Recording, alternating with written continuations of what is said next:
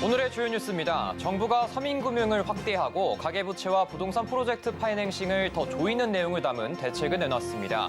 은행권에선 2조 이상 이자 환급과 취약계층 지원을 추진하고 있습니다. 오늘 코스피가 2,430대로 주저앉았습니다. 기업 실적 충격과 금리 인하 기대감 후퇴, 지정학적 리스크 고조 등 겹악재에 시달리는 모습입니다. SK텔레콤이 기업 특화 AI 플랫폼을 출시했습니다. 앞으로는 코딩 지식 없이도 생성형 AI를 만들고 업무에 활용할 수 있을 전망입니다. 포스코홀딩스 CEO 후보 추천위원회가 오늘 외부 12명, 내부 6명 등 롱리스트 18명을 확정했습니다. 앞으로 외부 자문단의 검증을 거쳐 이달 말 파이널리스트가 확정될 예정입니다.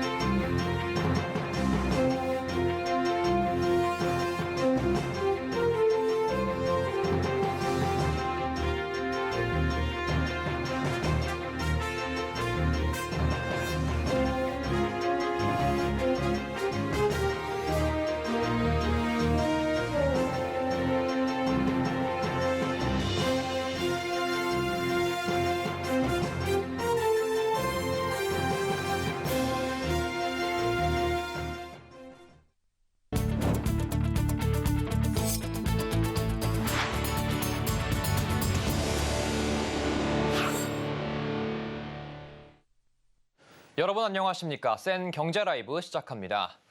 금융당국이 올해 중점으로 추진할 금융정책을 오늘 발표했습니다. 윤석열 대통령도 오늘 민생토론회에서 직접 금융정책을 소개하기도 했는데요.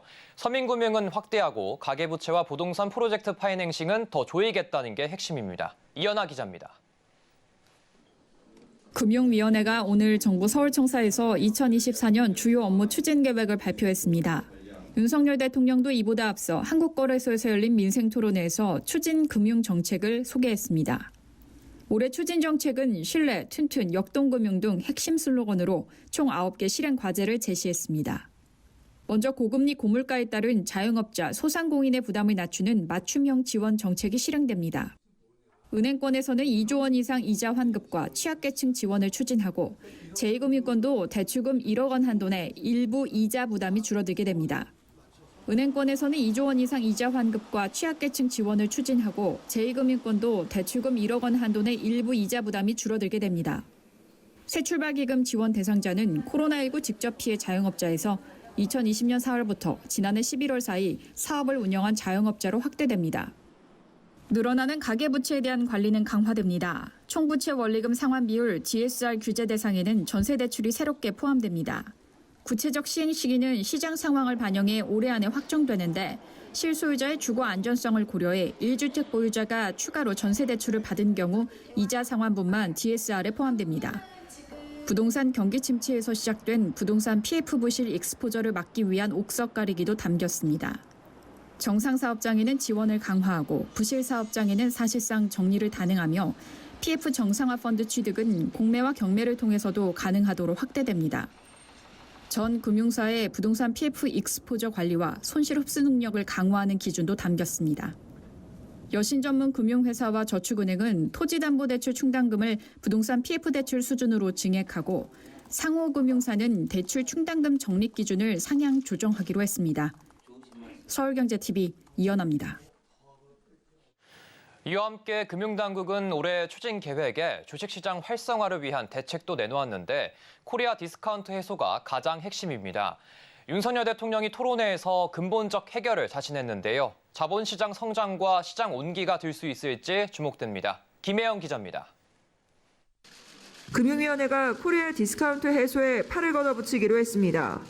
올해 추진 금융정책에서 자본시장 부문은 사실상 시장 살리기에 초점이 잡혀 있습니다. 윤석열 대통령도 오늘 거래소에서 열린 민생토론회에서 코리아 디스카운트 해소를 우선 과제로 제시했습니다. 윤 대통령은 자본시장을 활성화시켜서 국민과 기업이 함께 성장해야 한다고 강조했습니다. 국내 증시가 실제 가치보다 저평가된 원인을 찾고 이를 과감하게 개혁하겠다는 겁니다. 우선 국민들의 대표적인 투자 상품으로 자리매김한 ISA의 납입 한도와 비과세 한도를 대폭 높입니다. 2016년 도입된 ISA는 2023년 11월 말 기준 488만 명의 가입자 수를 보유하고 있고 투자 금액은 23조 원에 달합니다.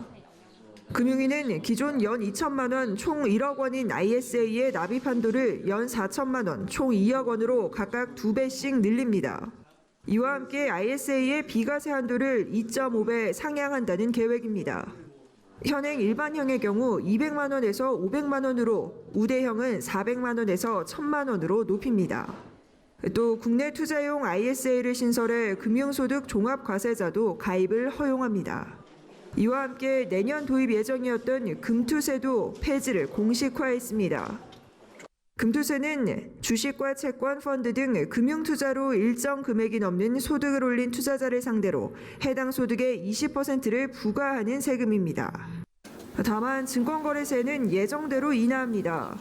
작년 0.20%로 낮춰진 데 이어 올해는 0.18%, 내년에는 0.15%로 인하될 전망입니다. 이와 함께 정부는 잡음이 일었던 상법을 개정해 전자주주총회 제도화 등 소액주주의 이익을 적극 반영한다는 방침입니다.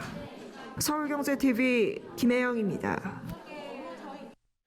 오늘 코스피 지수가 2% 넘게 급락하면서 1년여 만에 가장 낮은 수준으로 장을 마쳤습니다. 코스피는 장중 2,450선에 이어 2,440선마저도 무너졌는데요. 외국인 투자자들은 장 시작과 함께 강한 매도세를 보이며 전체 하락세로 이끌었습니다. 서청석 기자입니다. 오늘 코스피와 코스닥은 각각 2,440, 840선을 내주며 큰 약세로 장을 마쳤습니다. 코스피는 전날보다 0.15% 오른 2,501.23포인트에 출발했지만 외국인의 대량 매도에 전날보다 2.47% 내린 2,435.90포인트로 거래를 마감했습니다. 외국인과 기관은 9,055억 원, 144억 원 각각 순매도했고 개인은 8,516억 원가량을 순매수하며 물량을 받아냈지만 증시 하락을 막기엔 역부족이었습니다. 코스피에선 72개 종목이 상승했고 852개 종목은 내렸습니다. 업종별로는 음식료, 섬유의복, 종이목재, 화학, 전기전자 등 대부분 업종이 내린 가운데 통신업이 유일하게 상승 마감했습니다. 코스피 시가총액 상위 10개 종목은 모두 증시 하락세를 피하지 못하고 하락으로 장을 끝냈습니다. 코스닥은 전날 대비 2.55% 내린 833.05포인트의 장을 마감했습니다. 개인과 기관이 1,734억 원, 145억 원 각각 순매수한 가운데 외국인이 1,771억 원을 순매도했습니다. 코스닥 시가총액 상위 10개 종목 대부분이 하락한 가운데 HPSP와 JYP는 상승했습니다. 코스피에서 개인이 가장 많이 매수한 종목은 삼성전자로 약 574만 9,200주, 4,145억 4,300만 원을 쓸어 담아 삼성전자의 주가 상승을 기대하는 모습을 보였습니다. 반면 외국인은 삼성전자를 436만 7,200주, 3,129억 8,100만 원을 순매도하며 개인과는 반대 행보를 걸었습니다. 한편 삼성전자는 전날보다 2.20% 내린 7만 1,000원에 거래를 마쳤습니다. 서울경제TV 서청석입니다.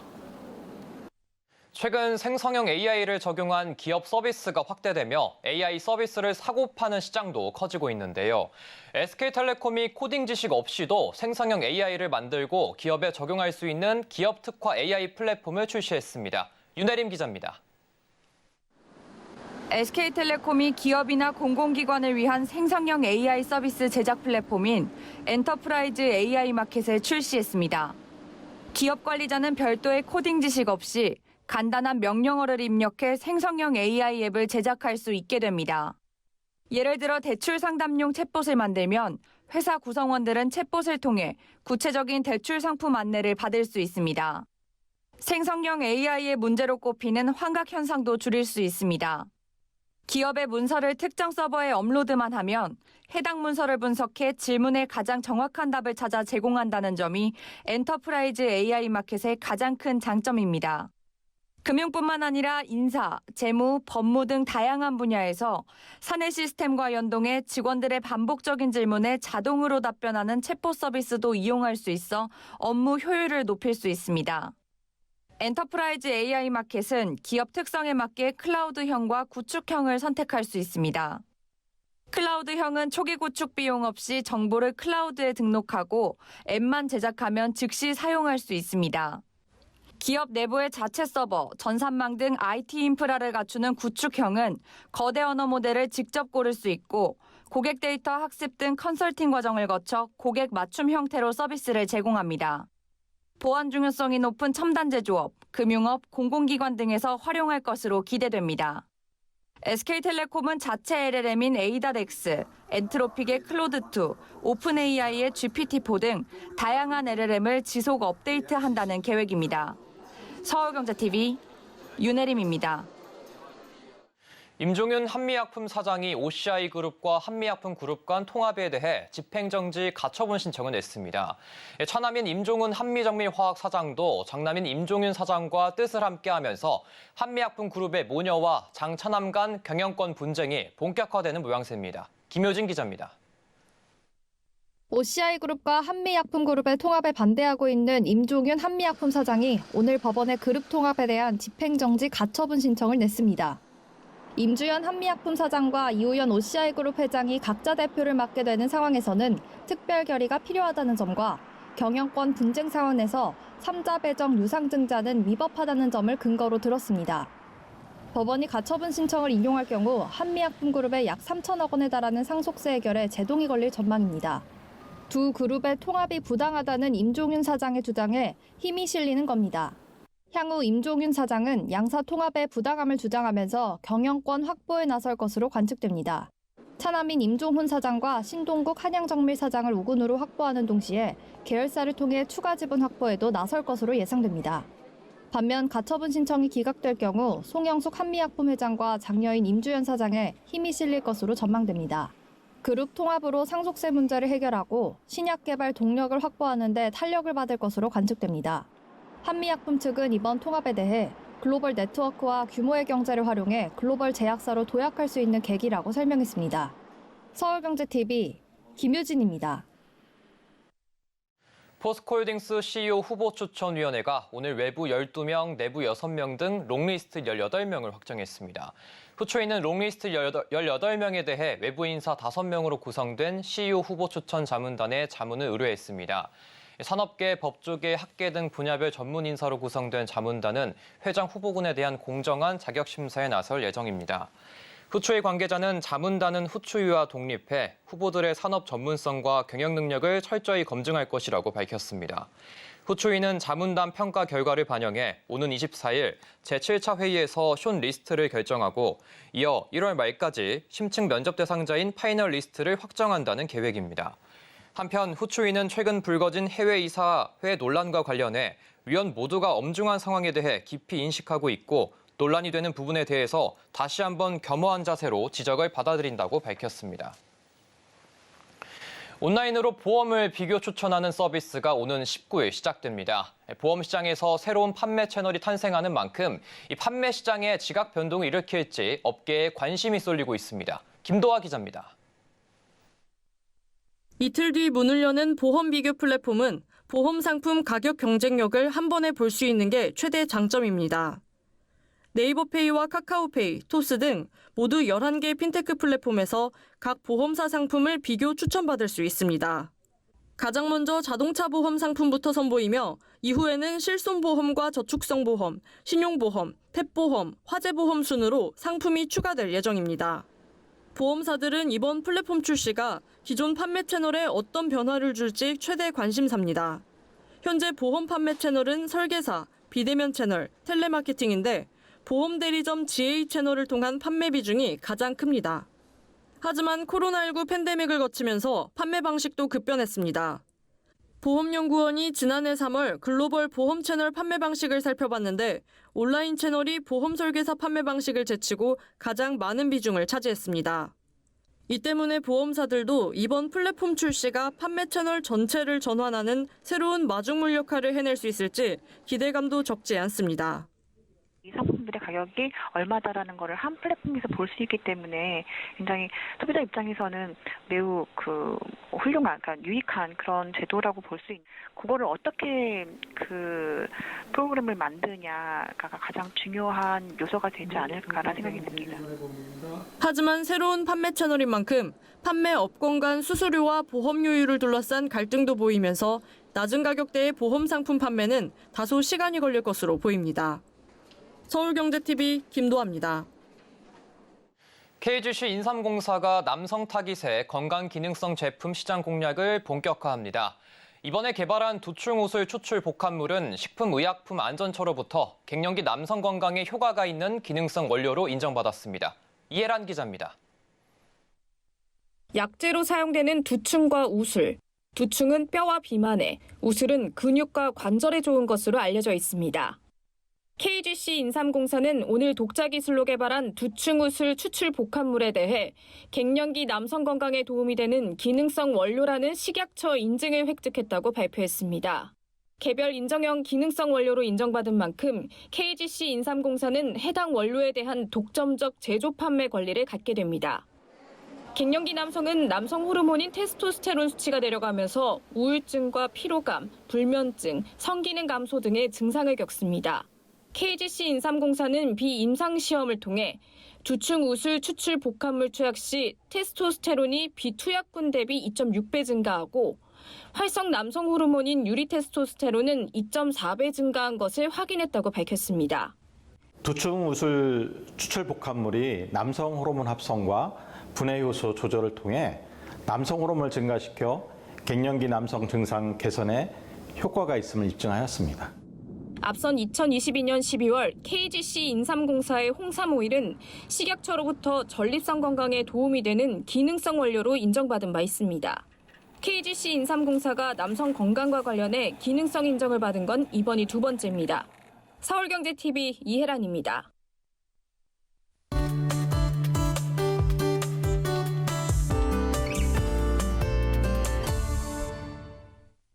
산업혁명 이후 선진국들은 막대한 석탄과 석유를 태우면서 산업을 일으켜 부자 나라가 됐습니다. 21세기에 들어오면서 과다한 온실가스 배출로 인한 기후변화가 심각해지자 선진국들은 전 세계 모든 나라들이 이 온실가스 배출을 줄여야 한다고 말하고 있습니다. 이에 저개발 국가들은 가격이 싼 화석연료를 사용하지 말라고 하면 무엇으로 먹고 사느냐 반발했고요. 여기에 27차 당사국 총회에서는 지금까지 선진국이 배출한 온실가스로 인한 기후재난으로 엄청난 피해를 입고 있는 것에 대한 보상을 요구하고 나섰습니다. 이에 어느 나라가 기후위기를 가져온 책임이 있느냐 하는 연구가 최근 활발히 진행되고 있습니다. 오늘은 기후위기에 대한 우리나라의 책임이 어느 정도인지 알아보도록 하겠습니다. K웨더 방기성 센터장 나왔습니다. 안녕하십니까? 네, 안녕하세요. 네, 우리나라의 기후위기 책임 좀 돈으로 환산하자면 얼마나 될까요?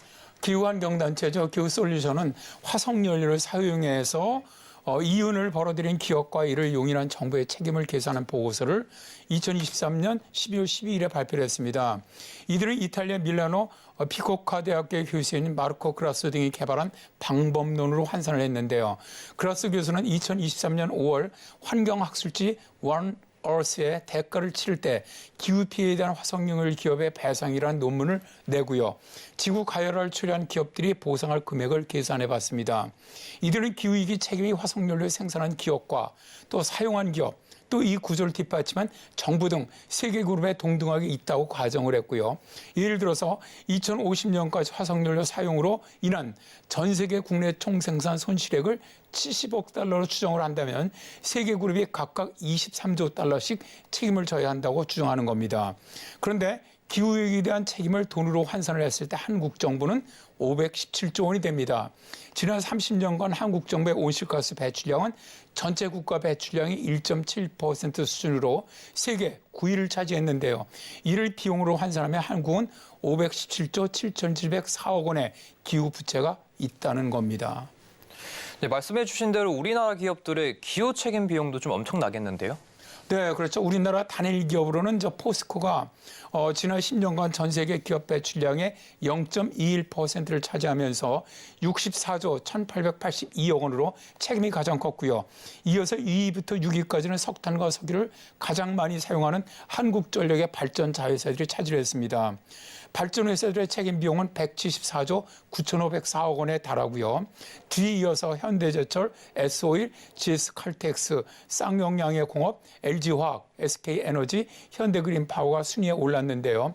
발전 5개사를 포함해서 분석 대상이 된 15개 기업들이 온실가스 배출량 비중은 1.01%에 달하며 이들 기업의 기후 책임을 환산하면 312조 원이나 됩니다.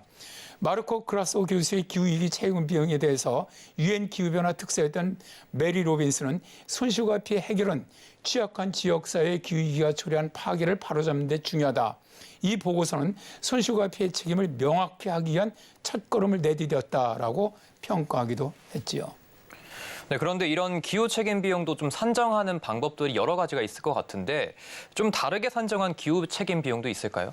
네, 영국의 리츠대 이제 지속 가능성 책임 연구소가 있습니다. 네. 이 연구진들은 선진국들이 기후 위기 책임을 인정하기 위해서 연간 6조 달러에 달하는 기후 지원금을 부담해야 한다는 연구 결과를 네이처 지속 가능성에 2023년 12월 5일 발표를 했습니다.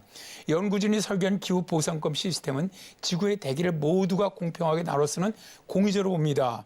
이러한 전제 아래 국가별로 인구수를 계산해서 1인당 배출할 수 있는 탄소 예산을 할당을 하는데요. 탄소 예산이라는 것은 지구 평균 기온이 산업화 이전보다 1.5도 상승을 억제하기 위해서 인류가 배출할 수 있는 탄소량을 말하는 겁니다. 그래서 1960년 이후부터 각국이 주어진 탄소량보다 얼마나 많이 썼는지 아니면 적게 썼는지를 분석을 했죠. 분석 결과 전 세계 168개국 중 67개국이 탄소 예산을 초과해서 온실가스를 배출했습니다.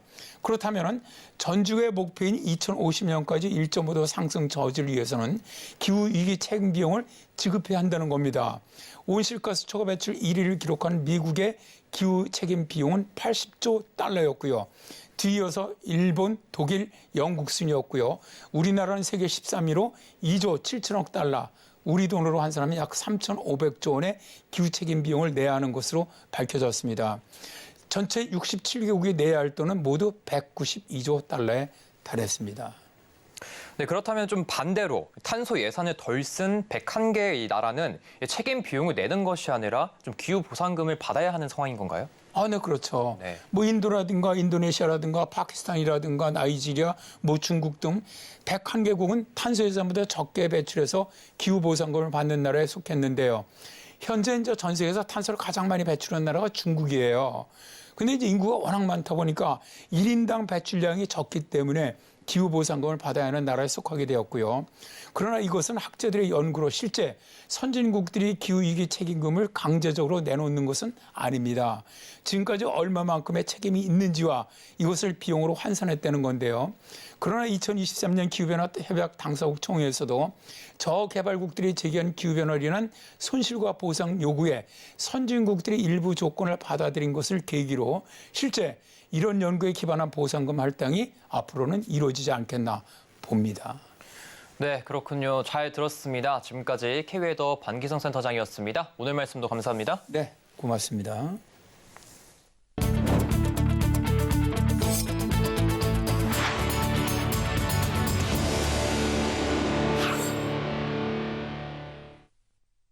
이상으로 센 경제 라이브 마칩니다. 함께해 주신 여러분 고맙습니다.